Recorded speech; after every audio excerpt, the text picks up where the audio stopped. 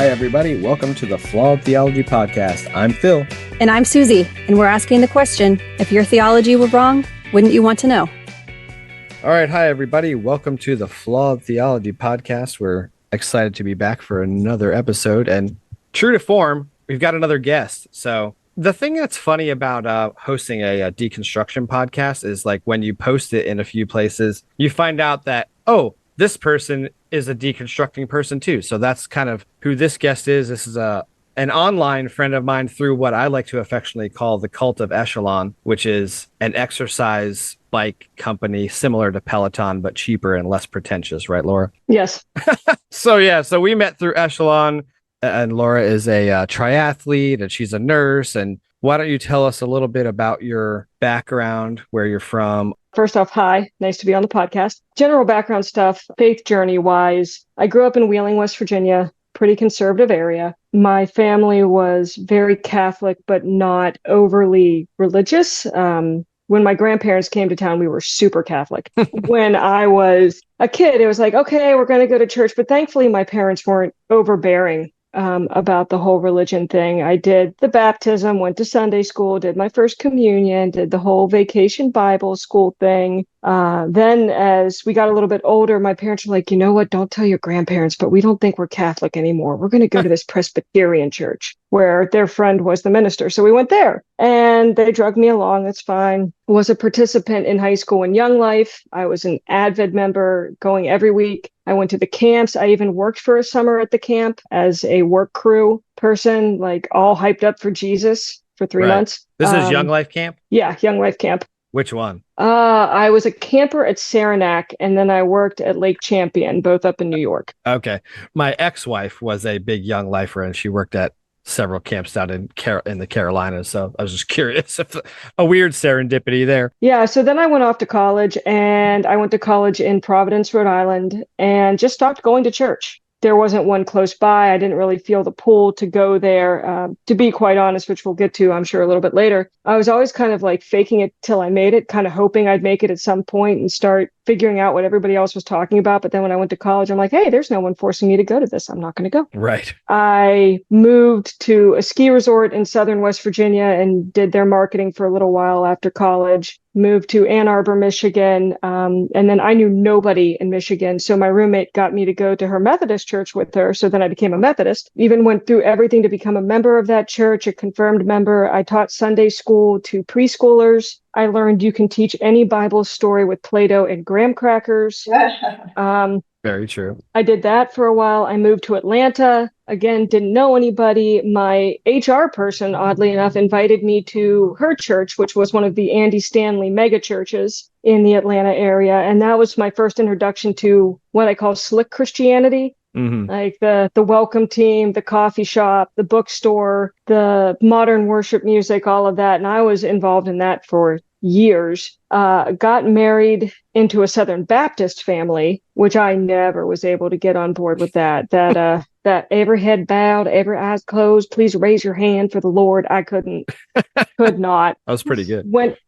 Thank you. I can slip into the Southern accent when I need to. Yeah. Literally just kind of bounced around and around for a long time, but it never honestly fit. It just felt like I was like square peg, round hole. Mm-hmm. And I thought there was something like severely broken with me because I was like, everybody else looks so darn happy and so committed to this. What is wrong with me? And just like you said, you posted something and I kind of had I don't know why, because with the algorithm, I rarely see anything you post on your personal page, but this one popped up. Yeah. It was God. And it was talking about your podcast. And I was like, oh, and I remember I was walking on the Riverwalk in Chattanooga, listening to one of your guys' episodes. I'm like, holy shit, this is what I've been trying to figure out. This is a thing. And then I just went like into the rabbit hole. But I will say, being a non-believer in the Bible Belt, and that's not a comfortable place to be like, hey, I'm not sure if I believe this stuff or not. Yeah. But like, if I were to say now to everybody, hey guys, guess what? I don't really believe in God. They're like, well, of course you don't. You moved to Los Angeles. That place did it to you. Yeah. You know, like I'm waiting for that once more people kind of find out that, hey, maybe she's not one of us. Yeah. So going back to your college days, and I totally identify with what you're saying with trying to fake it until you make it. That's my story through and through. But when you were in college and you said you weren't going to a church, did you struggle with feelings of guilt about that? Because you had it, I don't know about you, but I had it instilled in me that like, you got to go to church every week. And if you don't, you're doing something wrong. You're neglecting your duty. Did you feel guilt about that? I felt a little bit of guilt at first because my mom's side of the family is extremely Catholic. And some of them have broken off from Catholicism, but religion is still like very important to all of them. So I kind of became what I would call a C&E Christian, Christmas and Easter. Like if I was around a church, I felt like I had to go, like I had to be there. I would get involved in a couple of the like Christian-based campus events just so I could feel like I still had a tie to it. Because you're right, to a point, you're like, this has always been part of your life. What are you doing, you heathen? This is what they warned you about. You go off into the big bad world, and then there goes God. Right. Look at you, you walking stereotype. Yeah. I had a lot of fun in college just because I was 600 miles away from home and in a completely new area. And none of my friends were big churchgoers up there, so that made it a little bit easier. Like we weren't all. I had a whole group of people to hang out with on Sundays if I didn't feel like going to a church, so that made it a little easier. Yeah. Mm-hmm. And like you kind of described always feeling like the square peg in the round hole. Was that more of because you had questions about the Bible and the religion itself? Like did it not make sense to you logically? Like what were the things that made it feel like you didn't fit in, even I guess when you were active in it, you felt that way. So like what were some of the reasons you kind of felt like that? Well, it was an interesting kind of paradox because on one hand, I would be like, I'm not sure I believe this. And then I would get like in Atlanta, especially, I'd go back to a service and I'd hear the music and I'd have this huge, just emotional feeling in my chest, just listening to the music. And I was like, oh, see, that's God right there. That's a sign that I'm supposed to be back here because this music is moving me. And then I started realizing I can have that reaction to a well-written song by anybody. It's methodical. It's formulaic. You know, the music is supposed to be making me feel like this. But it also just kind of stemmed from, I couldn't figure out how a God who loved us and created us in his image, how we were so imperfect if we were made in his image. Yes. And if we were made in his image, how could we be so unworthy? It almost, as I got older and I just started kind of thinking about it, I'm like, this is kind of like the Hunger Games or pick anything else. Like you're put in this competition and you've got to see if you're good enough to make it out the other side. I'm like, that's messed up. Like if God is an all loving, all supportive God, I don't see that. I see an insecure egomaniac who created a fan club who has to worship him and do everything he says we have to do to get access to this super special after club. And I'm not sure why God's ego is so frail that he needs constant worship from how many billion people are on the planet now at this point. Yeah, like 7 billion people. I couldn't figure that out. The other thing I couldn't figure out is why would God create people in a place that couldn't know him? And what I mean by that is, let's say a child was born to extremely Muslim parents or Hindu parents or parents who do not believe in Christianity or in a remote village somewhere where they're never going to hear about God. Why would God allow a child of his to be born into a situation that would condemn them to hell because they were born to the wrong parents, which he designed? Right. Like, I think free will was my biggest one, because that's just the ultimate circular reasoning. It's just God gave us free will. Okay, well, God either gave us free will or everything is part of God's plan and his timing.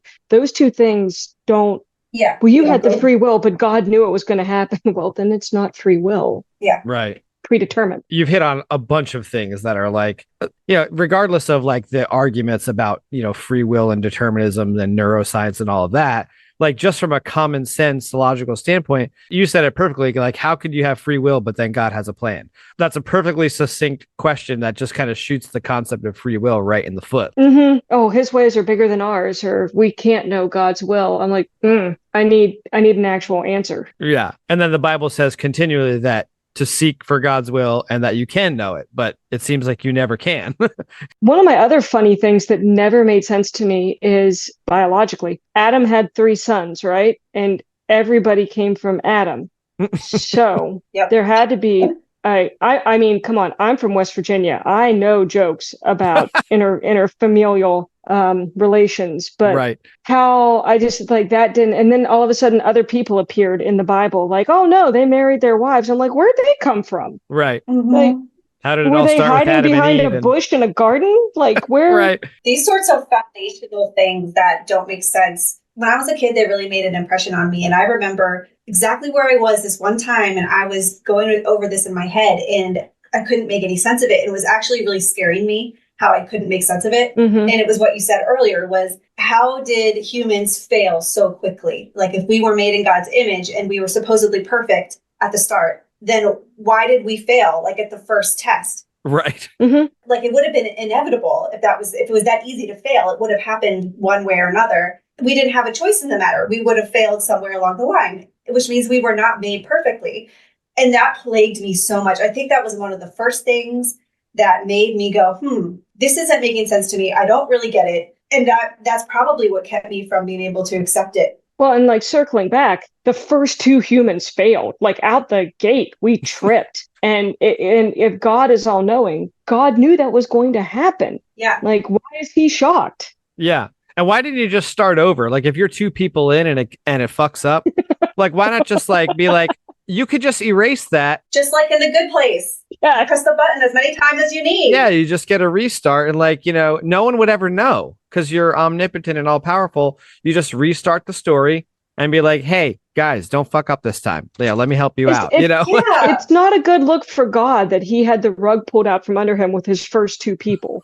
Right. With your upbringing, did you feel like there was a level of indoctrination? We talk about indoctrination a lot, like, I mean, it's different kind of in Catholicism, I feel like, because there's a lot of people that are Catholic, like you said, in name only or on the weekends or when grandma comes to town. Did you feel like that you were kind of indoctrinated to believe the things and that's kind of why you did it? Well, Catholics are good at guilt first. And it's also really hard, I will just say, for all the C&E Catholics out there, when you have to go up for communion, you got to remember which hand goes over first when you for communion. That's a whole different anxiety level. Oh, wow. But I will say it was never not an option that ever entered my mind growing up or how I was raised to not believe in God. That was the status quo of everybody around me. I was just back there this weekend. It is not a diverse population religiously or demographically. Everybody kind of believed the same thing. So honestly, like Vacation Bible School, everybody went to that. Everybody had a cross in their house, a Bible. You just believed in God. I don't know. I guess you would call it indoctrination, but I honestly had no other framework for which to put life into it because I didn't have another framework. It was everywhere. Yeah, there's no exposure to really anything else. Yeah. And they tell you that anyone that believes anything, that they're just like wrong and going to hell or whatever, so then you just kind of isolate yourself from. And that was actually so we had 3 elementary schools that funneled into my junior high school. One of them my mom taught at. And the one my mom taught at had a pretty decent percentage of Hare Krishnas. I don't know if you guys have seen I think it's a Netflix or Hulu special about the Krishna cult murders that happened. All of that took place 10 miles from where I grew up. Oh, fun. It's called the Palace of Gold, and there are a lot of Hare Krishnas there. My mom taught them, and I'm still friends with a number of them, and the ones I was friends with are some of the genuinely nicest, kindest people that, I've ever been around, and I enjoyed hanging out with them. But I remember asking once, they don't believe in God. Does that mean they're going to hell? And I could actually see my mom just kind of like, it was just a pause, hard stop moment. I'm like, I can't believe this family. Like, these are the nicest people. They've always treated me so well. There's nothing evil about them. Right. And that was probably a chip that came out of the wall pretty quick. I'm like, yeah, they don't believe, but they're nice. Right. Like, they don't deserve hell. Yeah, exactly. Yeah. And then you start to question about God. Like, why would God take perfectly nice, good people and then just send them to hell? And you mentioned earlier the geographic aspect of like, you happen to be born in Wheeling, West Virginia, landed you in Christianity, but a kid who's born in New Delhi, India, how is that fair? Yeah, and God placed them there. Right. Yeah. God placed them there. Right. Their birth was planned. Like their existence was planned. Why was it planned somewhere where they would not believe, like where they already start out of the gate at a disadvantage for Christianity? Right. And if you really think about the broad picture of that, like why on earth would a religion that started in the Middle East all of a sudden magically have its actual like people who get it right in the United States, a place that didn't even exist, when the religion started? Like it doesn't even make sense. Like if you think about it from a historical standpoint. That also, because like I remember somebody saying that white Jesus on the wall isn't what Jesus would have looked like, and that was just mind blown. I'm like, what do you mean Jesus isn't white? Right. 8-year-old me didn't get that. So, as your upbringing, would you say that you were like, I guess it sounds like you kind of ebbed and flows between your like involvement. Would you say that you were kind of fully invested in it until you got to college? Like it was your thing, like that's who you were? In high school, I was definitely big into Young Life. And what I started, like, I was there 2 times a week. I was very active in promoting it. That was the biggest non-school related thing I was in. And as I started really kind of dissecting my involvement in it, when I started deconverting, I realized this beforehand, I never understood when people said, I have a personal relationship with Jesus Christ. I could not, for the life of me, figure that out. Mm-hmm. I realized I was there for the community. Right. But when people said, oh, you just have to have a personal relationship with Jesus, I was like, what does that look like? Right. Like with someone who doesn't talk back or that you can't see, that's called an imaginary friend. And children are usually discouraged from having those after a certain point. Right. Well, and like Young Life is like sneaky evangelical because it's like, it's cool. Like you go to the gathering or they do on Friday night, whatever it was called. I can't remember what they called the Friday night thing. And, they're playing U2 and secular songs as worship songs. Yeah. Yeah. Like always remember Brown Eyed Girl. All the secular songs as worship songs. And then, they would kind of like backdoor the religion stuff in and they make it sound like cool and fun. And like you're saying, like Jesus is my boyfriend type thing. So you went to like all public schools growing up and like secular college and all that stuff. So you had kind of like a framework for education. And were you into like young earth creationism and all that stuff? No. Because Catholics don't really do the young earth thing, but they do not do the young earth. Catholics pray to everybody and their mother for everything under the sun. There's a saint. I'm pretty sure there's like a saint for sliced bread if you like really dug into the canons of Catholicism. Yeah. I was not young earth creationism, but like I said before, you did not question if God exists. You did not question if Jesus was the only way. And in my world, you did not question if you if you did Hail Marys and you prayed to Mary and you went to confession every week. That's a whole different fun little thing where you go into like a phone booth and tell this dude between a partition everything you've done wrong that week. And he prescribes you a number of Hail Marys. And I just can't imagine the dirt from that community that's rolling around in that man's head. Yeah, no kidding. And then you find out how much dirt they have of their own, because there seems to be quite a large problem with a lot of Catholic priests doing pretty dastardly things, Yep. When you were an adult post-college and were in Atlanta doing the Andy Stanley thing, how old are you? Like in your 20s at that point? I was 23 when I moved to Atlanta. And then you wound up getting married like while you were there? So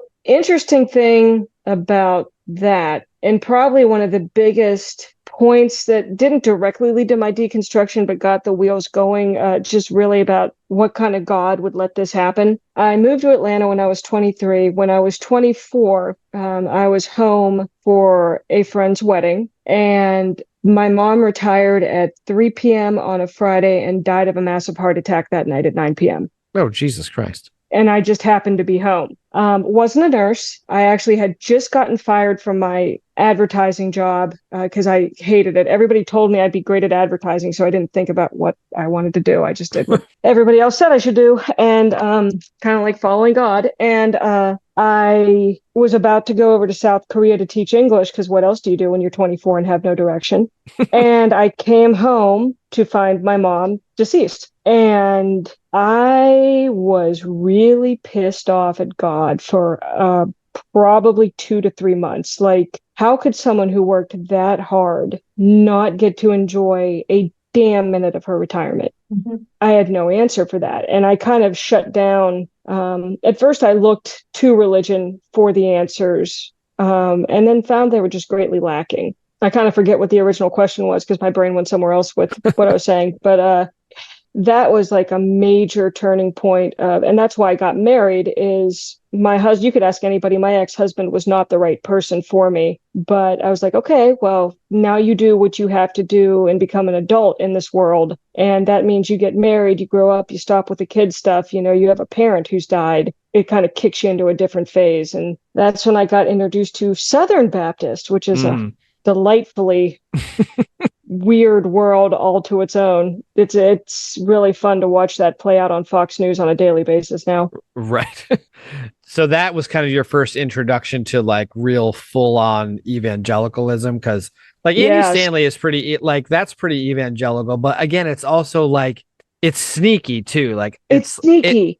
It's sneaky and it's like seeker friendly, like you said. It's all like, hey, we accept everybody. It doesn't matter like where you come from. We're gonna give you the feel good juice, with the music and the coffee shop, but then the sermons are always like kind of sneaky, like backhanded with the guilt and the shame and the you're broken without Jesus type thing. The Southern Baptists are not sneaky about it. They're they're just gonna come right out with it. I was truly amazed. My ex-mother-in-law, who on her own is just a fine person. I have nothing against her, but it was so funny to listen to her, someone with a master's degree in education who taught school, say some of the things she would say at dinners and stuff. Like I remember one time I was down there and my other family members were down there, and my ex-brother-in-law was saying to everybody, well, his daughter wanted a Doc McStuffins doll, the little vet on the cartoon show. She takes care of all of her stuffed animals. And she goes, well, I wasn't going to let her have that because I'm not letting her play with a black baby doll. Oh. And damn. I think my coffee cup paused like on its way to my mouth. I'm like, what? Pardon now? Oh, excuse me? I don't know how it happened, but that Christmas, a lot of Doc McStuffins stuff ended up under the tree. I don't Nice. quite know who was responsible for that. Might have been me. Yeah, that's hilarious. Nice. But the hypocrisy there really opened my eyes to, we're cool with you as long as you believe the Christianity that we believe. And my ex-mother-in-law had a huge problem with the fact that I was raised Catholic. Like you don't really believe in God, you don't, right. You're a heathen, you're going to hell for being a Catholic. And it just strikes me how much division there is amongst, how am I supposed to believe it? You guys can't agree on who's right amongst yourselves from church to church. I don't get how you're supposed to attract somebody to believe when everybody's got their own version. Yeah. Was there pressure even as an adult, like, hey, you need to become a real Christian? You're married to my son, blah, blah, blah. We need you to come down to our church. You're not going to go to your church anymore. We need you to drive 45 minutes from Atlanta down to our church on Sundays. That's where being a nurse is extremely handy because you work weekends. Right. That was a great, and she goes, I'll never forget this. It's a sin to work on Sundays. I can't believe you have a job that would make you work on Sundays like that. Right. Like, well, hospitals don't close, A. B, she said this to me at a restaurant after a Sunday service. You know who was working? Yeah. The people at the restaurant. Right. Yeah. It's okay for them to work, just not you. I'm like, you have no problem getting your cornbread from Hazel over here, but I'm not allowed to work on the Lord's Day. I got it. Okay. Gotcha. They don't even see the hypocrisy. Like they just don't even, there's like no recognition that like what you're saying doesn't make any kind of logical sense. You're like, no, logic is devoid, but it's just like we were raised this way. This is what we believe. And it's almost like when you try to chip away at that flawed logic or lack of logic or circular reasoning, it's almost like you're speaking a different language to somebody. Like they just can't process what you're saying. I'm convinced that there's at least two types of people. There's the type of people who can believe things or can choose to believe things and convince themselves of things very easily. And in a previous episode, we've talked about the concept of a tulpa, where you can invent a personality in your head and it becomes very real to you. And I really think that is what people's personal relationship with Jesus is. But then on the other side, there's people like it sounds like you, and I know I definitely was more of a critical thinker. Faith was not a concept to me. I could not do that. And no matter how hard I tried, I think, Phil, you had the faith component, but then like your critical thinking side really took over. I don't know what makes people one way or the other, if it's nature versus nurture, maybe both. I don't know. But I really think that's why a lot of us look around at other people in church and go, yeah, what am I missing here? I don't seem to feel this. I don't get this. Well, I started kind of thinking about God exists out of fear and control. God was created as a way to control a group of people. You know, if you don't believe in this, if you don't fall in line with what we believe, then there is a terrible punishment, which doesn't fit the crime. You know, a 5-minute infraction in this life deserves an eternity in hell and a lake of fire. Like that, that's super disproportionate to me. Yeah. But also, people fear the unknown and the idea that this is all there is. There's no one looking out for you. The universe is chaotic and random is truly terrifying to people. So God is like a controlling safety blanket. Mm-hmm. Some people are just terrified to lose that, even when confronted with a mountain of questions that don't have an answer. They would rather hang on to that belief of, no, there's someone looking out for me. There's a greater purpose to this, as opposed to, nope, you got one life. Let's go do it. There's nothing after this. There's no tribunal court that you have to go sit in front of after this is over and explain yourself. Yeah. Well, if you look back at all of history, because you made the point of like God's being created by, man for control and power. And if you look at the whole of human history, mankind has been creating gods since the beginning of mankind. Mm-hmm. All of mythology is just filled with this god and that god's created to do this, and you got to fear that god, or otherwise bad shit is going to happen. That's been happening for eons of time, thousands and thousands of years. And then now magically we're supposed to believe, okay, well, this one that somebody created, well, now that's the right one. That you can't agree on. Right. That nobody can agree on. Yeah. Right. That's the thing too. Like it's like 40,000 different denominations just within Christianity. And you're like, how could that be right? Like it doesn't even from a basic mathematical sense, like how could you have lucked out of 40,000 denominations? I landed in the right one. Yeah. So I think you said earlier that you don't believe in God. I think you made that statement, right? I do not believe in God. I will not go as far as to say there's absolutely 100% nothing out there. I can't say with certainty that there's not. So I'm not going to say that there isn't, but I'm going to say that I don't believe in the God that was presented to me in Christianity is it. I don't think like any of the gods that we honestly have in the world religions is it. Right. Okay. Have you adopted a label like agnostic, atheist, or anything like that? Humanist? I like humanist because I think humans can help out other humans, and we don't need a book or a code to tell us how to be decent people to other people. Like, in fact, a lot of people, I actually get a little chuckle when I post something and people are like, oh, God has blessed you, or, you're such a good person. Look at what God's doing in your life. And I'm like, nope, it's just me.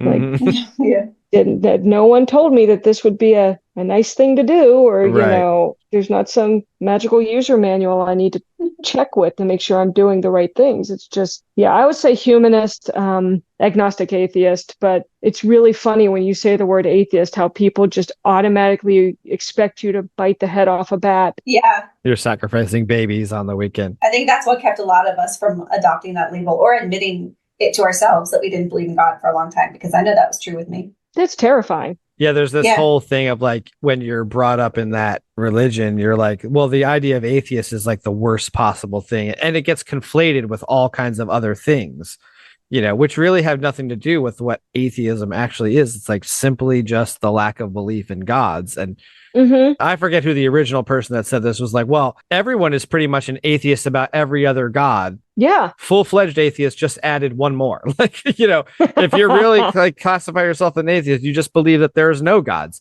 And if you talk to a Christian, they're an atheist too. They're just an atheist about every other god except one. Yeah. It makes more sense, again, like from a mathematical standpoint, the likelihood of you having the right one, it seems pretty slim. Mm-hmm. it's just the goalposts always move, like with the end time predictions and, oh, he's coming back for sure this time. And okay, I'm going to go about my day and not have to worry that this comet coming through or this earthquake means that the world is ending. I'm going to take it to mean the tectonic plate shifted. Yeah. Or a piece of debris moved through the sky. Yeah. Or an eclipse, Yes. Yeah. Oh God, the eclipse. That happens every whatever, and it can be predicted by science. Yeah. We know when the next eclipse is coming. We know the path of totality. Now we know when it is going to happen. Yeah. We talked about this like right after the eclipse, like that NASA has all the eclipses mapped out until the year 3000. Well, according to Marjorie Taylor Greene, every single one of those is a time when God's going to get really mad at us. We already know when he's going to be mad at us. Oh, God. Okay. As someone who lived in Georgia for 12 years, I'm sorry for Marjorie Taylor Greene. Oh, she's the worst. She needs to be voted out. I don't even know how she's a functional adult. She acts like a sixth grader. Right. No, not even. She's an insult to sixth graders, though. Exactly. Yeah. I'm super sorry about that one. I don't know how that one happened. I don't think you have to claim it just because you don't have to apologize. Just because you live there. Yeah.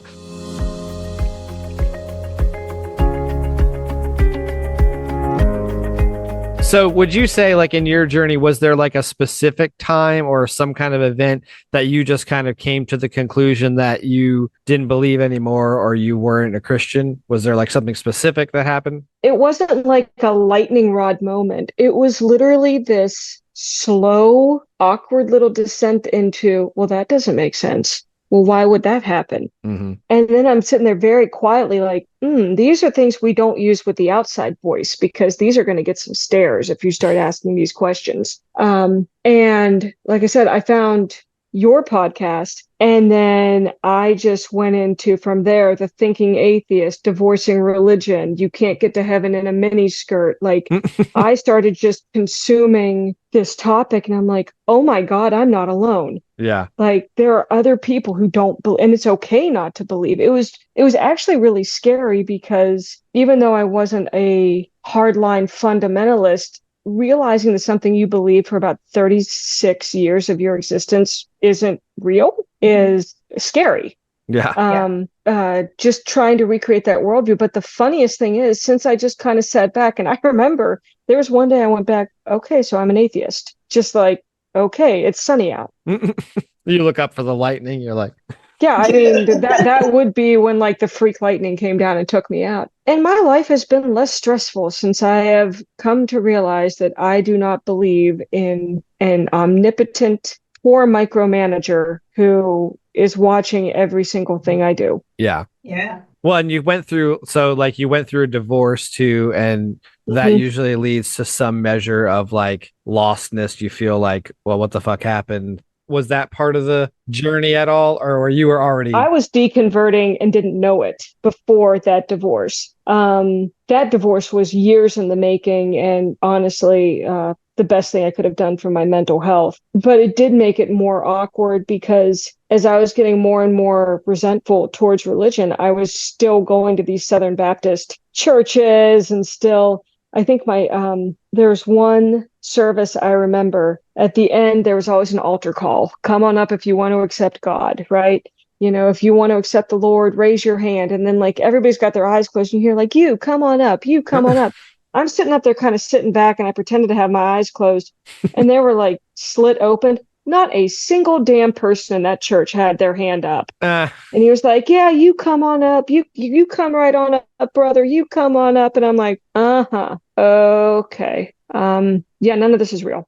Yeah. This is all a dog and pony show. Make sure you give 10% of your income to the church. Let's make sure you tithe. Let's make sure you take care of us. And when I got divorced, I was pretty well deconverted. But like I said, just unaware that that's what had been happening. Yeah. When I moved to Chattanooga, Tennessee, not long after my divorce, I don't think I have set foot in one church in Tennessee unless I was there for a funeral or a wedding. But kind of tying back into that Southern Baptist, that relationship, my ex-husband got very sick in January and my mother-in-law called me and she was telling me about my ex-husband and she was like, I just need you to pray. And then he got out of the hospital and she goes, see, I told you prayer works. He passed away 2 days later. Oh Oh my God. It was very complicated grief to deal with his passing because while I wasn't married to him, I didn't wish anything terrible on him. Right. But it was just interesting how she switched in that moment to, well, this was the Lord's will. I'm like, literally a week ago, you were telling me that prayer worked and God had healed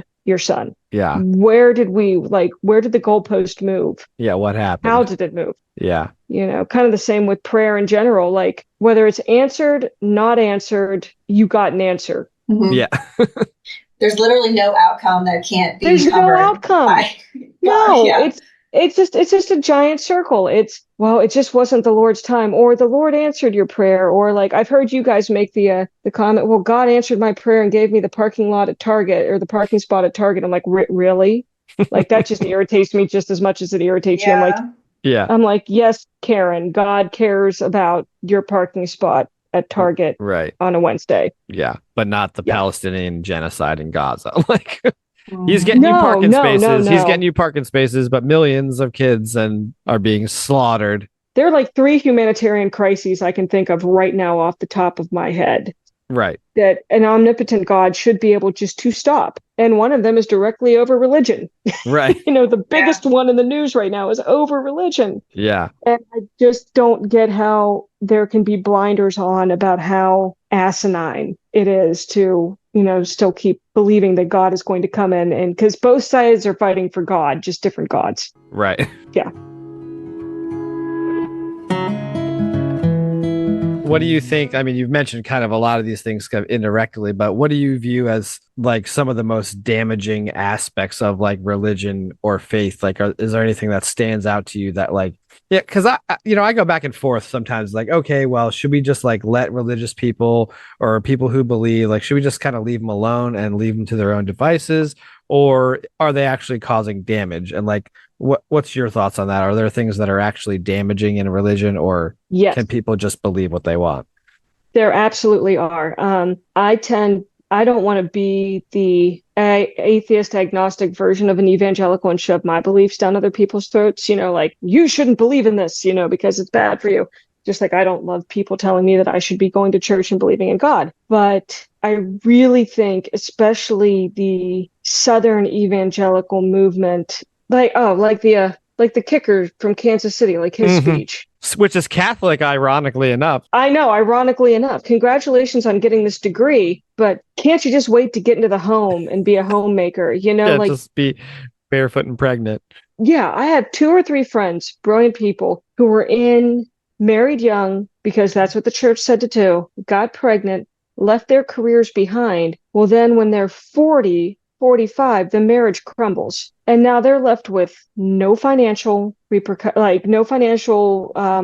outlets, no job skill set. They're stuck. Or the number of LGBTQ people who feel like they are less than because of church doctrine when there's nothing wrong with them. Kids who have to go through or went through conversion therapy for things like that. I think that is incredibly harmful. Mm-hmm. I think telling people what they can and cannot read is very Orwellian and a little terrifying, based on God wouldn't like this. God wouldn't like a lot of things you're saying, but no one's calling you out on it. Right. I do think it can be extremely damaging. Now, my dad, for example, he belongs to a church in Georgia. I honestly think he does believe, and he holds on to that hope that he's going to see my mom again. And I know taking that away from him would be incredibly damaging to him. But I know he's involved in the church just so he has something to do. He goes and he repaints the church and he fixes the fridge when it breaks. And it's more like, I think for some people, especially the older community, they use it as a sense of community and, to combat loneliness. But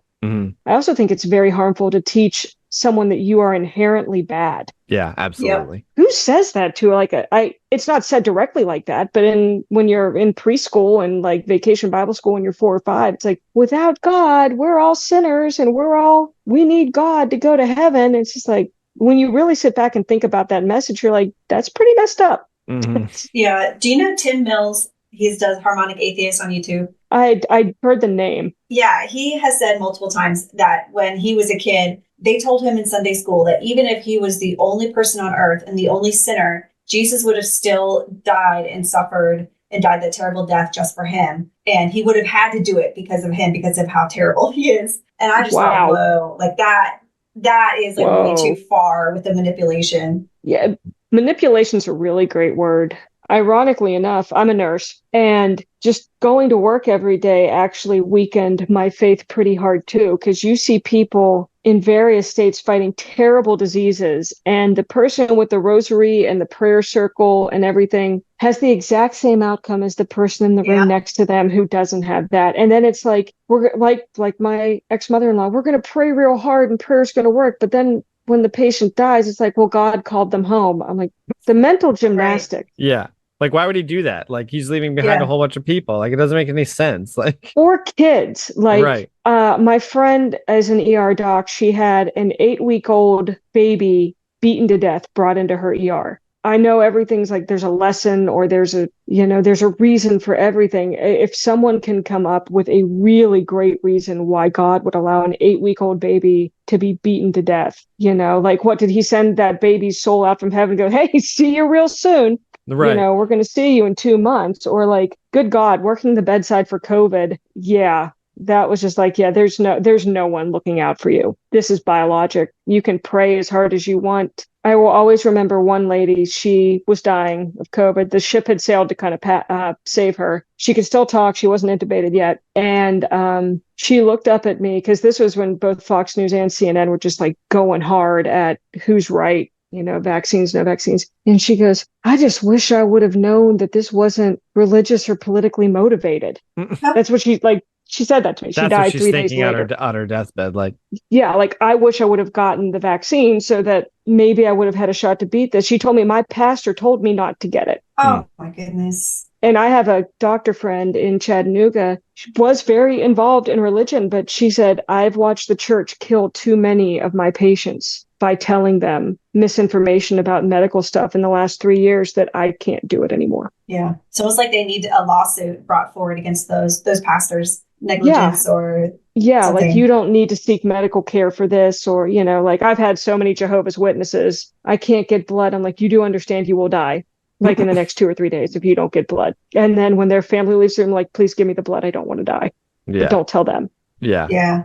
I guess that ties back into your how is religion destructive case. It's like actually killing people. Like, I feel like there's almost like a level of human responsibility that, because of our upbringing, we don't want to like evangelize atheism or whatever, but there's real damage that's being done. I mean, we're talking about people actually dying because they believe in just shit that is wrong. Like, it's just, it's pure wrong. And I think back to the church things that I heard about, like, why you should witness, and well, you would do the same thing. It was like, if your friend was drowning and you were there to save them, wouldn't you do it? That's what we're doing. We're throwing out the lifesaver to the person who's drowning in the water.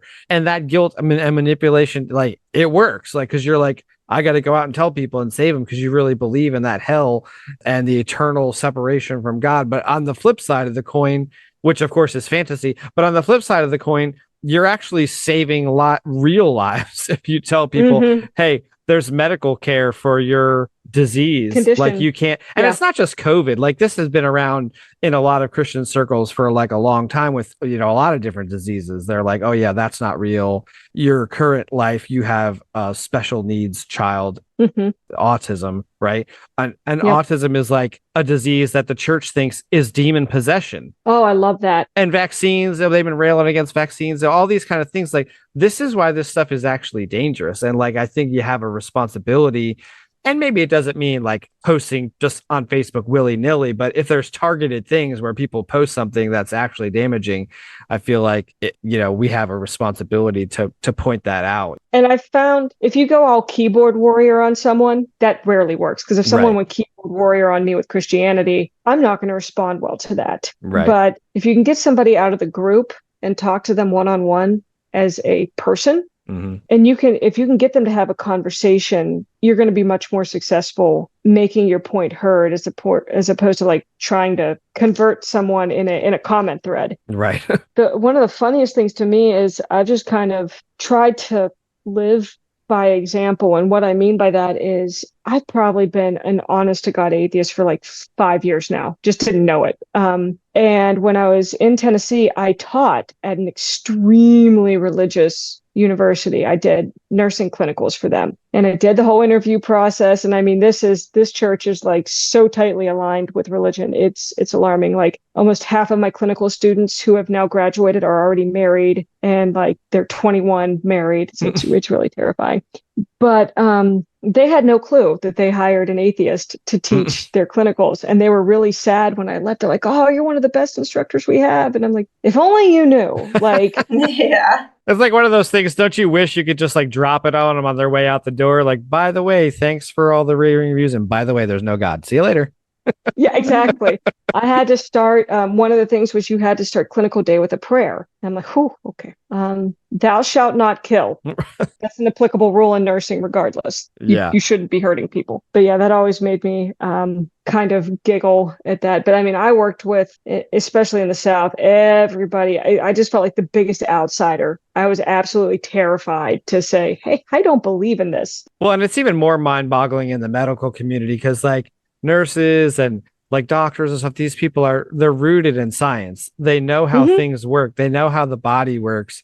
And then like Susie had an experience with a phlebotomist. She was a really good phlebotomist, which is it's a pretty difficult skill that's a skill. Yeah. And so she's like a really good phlebotomist. And then, Susie complimented her on how good she was. And she just deflected it by saying, oh yeah, well, God's blessed me with this, blah, blah. I said, you're really good at this. And she said, no, God is good at this. And I was like, wait, what? Oh, God is my phlebotomist today? Yeah. There is a measure of comfort that you get from, but like you said, believing in the afterlife and, that kind of thing. So, I mean, I get that sort of thing, but like when you're actually damaging people, then it's like, okay, we got to draw the line. One of the amusing things is I said, like, no one would be surprised if I moved out to California and then announced I was like an atheist, like out here. Of course you are. You moved to LA. But I have moved into one of the most Christian enclaves in LA. I live in Glendale. This place has more Armenians in it than the capital of Armenia. Armenia was one of the first nations to adopt Christianity. They believe Noah's Ark moored itself on a mountain in their country during the Great Flood. Wow. So my neighbor, when I moved in, she asked where me and my husband went to church. And I said, oh, we're not married because we weren't married yet. So that set off alarm bells. Yeah, right. And then so every other time I met her, she kept trying to convince me to come to her church. She's like, hey, what's your church home? I'm like, oh, we don't have one. Just end the conversation. We don't have one. Yep. And then all of a sudden, the little pamphlets started showing up on my doorstep, like those little ones, like they'd hand out at a bus stop or something with like Jesus and a lamb and like the sun. And I told one of my friends about that. She goes, you need to get a picture with Jet, your little black cat, and like cradle Jet, like Jesus is holding the lamb in that picture. Take a picture, print it out and say, we worship this in our household. And I was like, oh God, that'll go over like, a ton of bricks. But So have you told any of your loved ones that you no longer believe in God? My dad knows. I'm adopted. My biological mother knows. A couple aunts that I've conversed with knows. One of them told me flat out, she's like, I don't believe in God either. I'm like, really? Wow. And another one was kind of trending away from it. It's like, oh yeah, I haven't believed in a while either. I just didn't want to say anything, I didn't want to. And I find that's pretty common. Several of my friends at work know. I never really broadcasted my Christianity, so I don't really broadcast not believing. Have they treated you any differently, the people who do know? No. I do regret the way I told my dad. We were moving me from Chattanooga to LA, and something came up on the topic of, it wasn't directly religion, but it was like on some world crisis going on. And I just went off about it. The filter came off, and it wasn't directed at him. It was directed at the situation. But with what I was saying, it was very clearly obvious that I think I even said, Sky Daddy is not coming to save you. And he just kind of looked at me and I'm like, oh shit. Yeah, about that. But nobody's really treated me any different, thankfully. I've kind of hidden it from my hardline holy roller people because, I am afraid to lose those relationships. And to me, I'm acting no different than I've ever acted in my entire life. But I know if that A word comes out, the sad truth is I probably will lose that relationship. Mhm. Yeah. We did a whole like round table discussion, I think, in the end of season 1, maybe. We talked about like revealing your deconversion to your family and the whys and why nots and the hows. And I always find it very interesting that there's so much more thought and love and humanity that goes into the do I tell my friends and family about my lack of belief than the amount of thought and love and concern that goes into do Mr. Christian tell some non-believer about his belief. Like they just think, oh, I'm going to do it because God wants me to. And we're doing it like we're not doing it or doing it because we actually care about the person, which goes back to that whole thing of like being good without God. Like you can actually make decisions that are good for your fellow man without being mandated by a deity. Or you're not trying to get hole punches on your heaven card. Like, I've got to do this. To Good Without God was a book that I read. I read The God Delusion.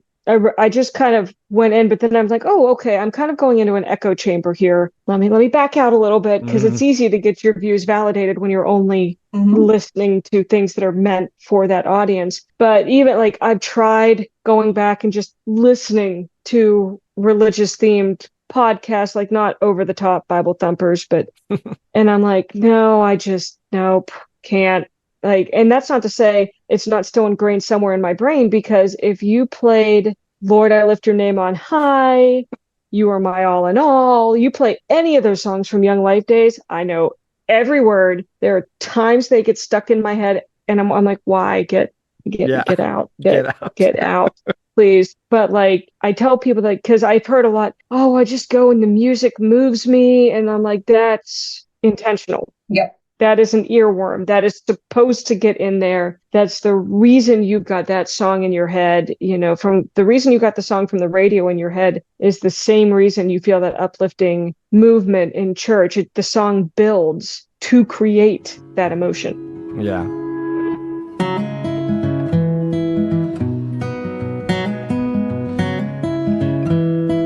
What are some ways that you've found, like I hesitate to use this word because it sounds too Christian-y, but like found life on the other side, like happiness, community? Like, has there been things that you found that you think you probably wouldn't have found if you had have stayed entrenched in religion? Like, I've gotten more involved in like pride parades. I go and do, gone to a couple of the pride parades and offer just like free hugs. Like, I'm 40 now, so free mom hugs to the teenagers who have been like displaced. I found that I don't need a justification for what I'm doing, and that my good deeds and my good actions are because I want to do them, not because I'm feeling guilty because I need to answer to someone. My sense of community, it's been kind of fragmented since I moved out here to California, but I'm very lucky to have a very large friend circle that I can call on. I'm getting involved with something that I'm very passionate about out here, and that's mentoring foster kids who are aging out of the system and going, like, not adopted, but aging out of foster system, going into the real world. I just started working with a group out here in California that kind of pairs you with an aging out foster kid, so they have someone. And I've made it kind of my mission every day, as stupid as this sounds. Like, I just try to make someone smile at work, whether it's my patient or like hold the door for somebody, just little acts of kindness that I hope snowball and impact in a bigger way. But it's really freeing to not have a scorecard in place for how well am I doing this. I don't miss that. Well, should I be doing more? No, I'm doing enough.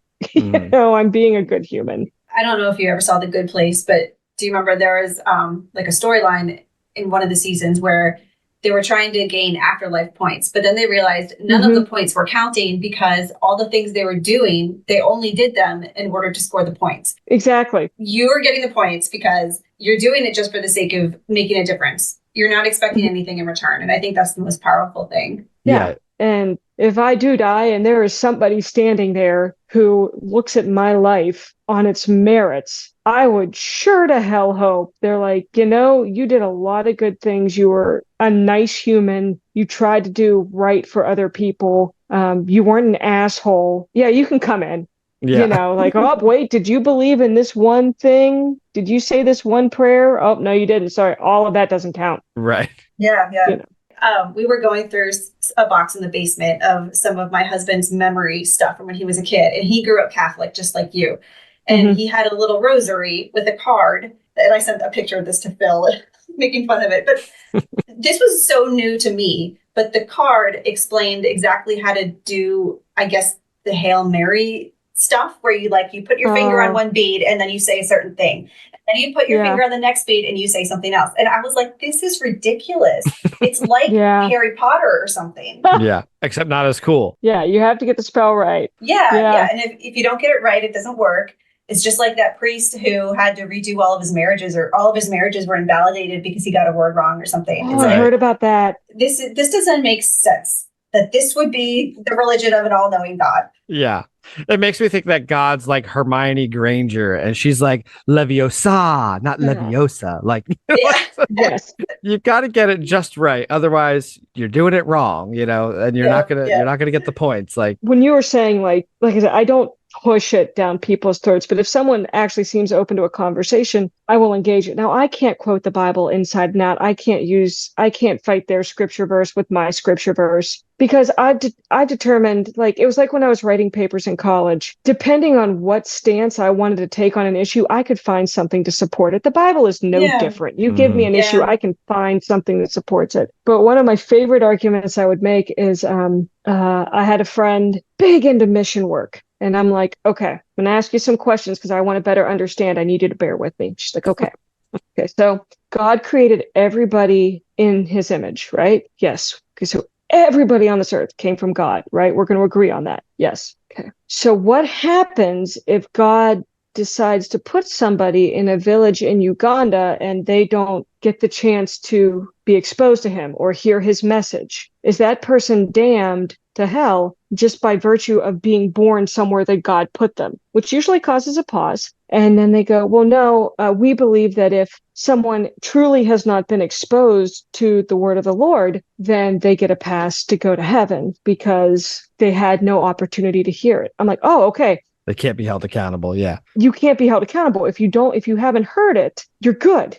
She goes, yes. I'm like, okay, then why in the hell do you do mission trips to these areas to bring the word of the Lord to these people? Because you have taken away their free pass to heaven. Right. Yeah. You have given them now the choice, and now they can go to hell because of your actions. Yeah. I'd really love to drop that on somebody, because I just would love to be on the receiving end to see how they would like mentally gymnastics out of that one. You can see the hamster going so hard on the wheel. There is like smoke coming out. And it's just like, well, it's our job to spread the word. And I'm like, we have to spread God's word to the people that God created, because God created people who would never know his word. It still doesn't work for me. Yeah. And I've never got a good answer. I've asked that to 4 or 5 people. And I'm always very cognizant of the situation when I ask it. Like, I'm not going to ask someone whose family member is actively dying in a hospital room that question. Like, I'm not going to. Yeah. That is not the time that we're going to try and challenge your faith belief system. I am not an asshole. Yeah. In fact, if a patient asks me to pray with them, I will. I've done it twice. Like, when they've genuinely asked me to, I'm like, this is going to sting. But if they're dying, that is, to me, not the time for me to try to interject and be like, well, actually, I think this is a crock of shit. I actually will tell them, how about you lead it and I'll hold your hand? Yeah. Because when someone is in those last stages, that is not the time. Yeah. Yeah, that's really good. And do you have any kind of advice for people in general who might be questioning their beliefs? Because, I mean, like you found this podcast at a different time in your journey, and we have a lot of people that listen across the spectrum. What's some advice that you might have for people who might be questioning? Don't be afraid to question. Due to the internet, there are so many more resources than there were 30 years ago. You can find a safe community to ask questions. I know for some people who are coming out of more fundamentalist backgrounds, this can be absolutely terrifying because they stand to lose everything. But I think if you're living an inauthentic life and you're living a life that you don't believe in, it brings harm to you. Yes. And even if it's not religious trauma, full-blown horrific trauma, if you're not living your life to the best of your ability, you're not living your life. And some people aren't going to be on board with you doing that because a lot of people don't like change.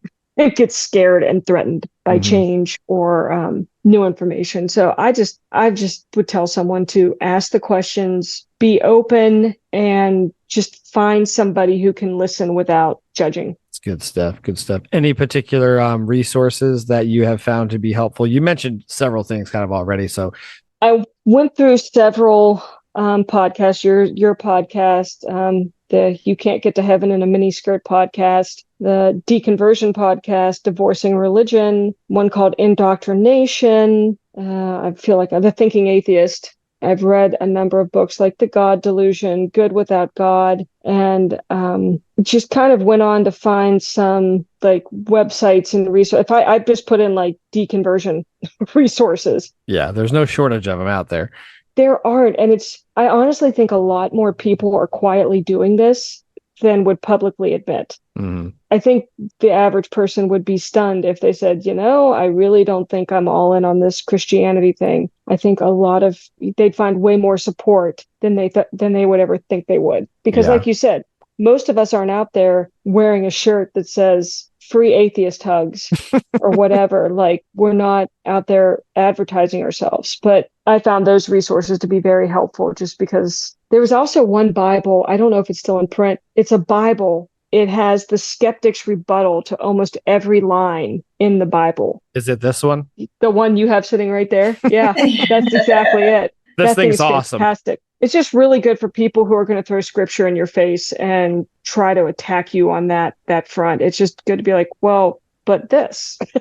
Yeah. They're usually not prepared for a rebuttal. Cool. Well, we want to be mindful of your time, even though it's 3 hours earlier. You got your whole night ahead of you, so that's good. But we really appreciate you being on here, and we will keep you posted when it's going to air. And it was really good to like hear your story. It was really nice to actually talk to you in person instead of just on chat, because I still find it like hilarious when people message me out of nowhere and be like, "Oh, I found your podcast," because always at first I'm like, "Oh shit." There's still that like low grade fear of like, oh, who did I piss off? So, and I guess, hey, we can claim you as like an official Flawed Theology podcast deconvert. Mm-hmm. That's awesome. Well, we'll keep you posted when this goes live, and you can share it wherever you feel like. And yeah, thank you so much for taking the time to talk with us. Yeah, no problem. Thank you for having me.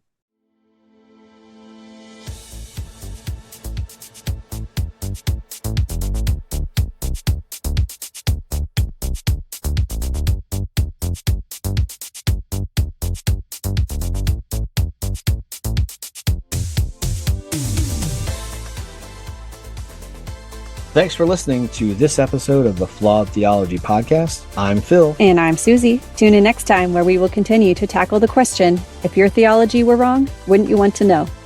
Be sure to join us on our Facebook group, Dangerous Questions, and follow us at flawedtheologypodcast.com. Subscribe wherever you listen to your favorite podcasts. Rate and review the podcast on Google, Spotify, Apple. Those reviews are really cool, and we like to hear from them. So until next time, keep asking the dangerous questions. See you next time.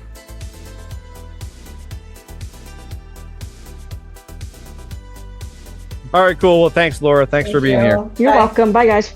All right, have a good one. The hang up hand. Which didn't work. Jesus, I'm still here. She's still there. She's still there. Fuck. I've resurrected. I don't think I can even kick you out. Oh, this is so funny. Oh, no, she's still there. Why am I still here? She's persistent little bugger, isn't she? That's so funny. What the hell?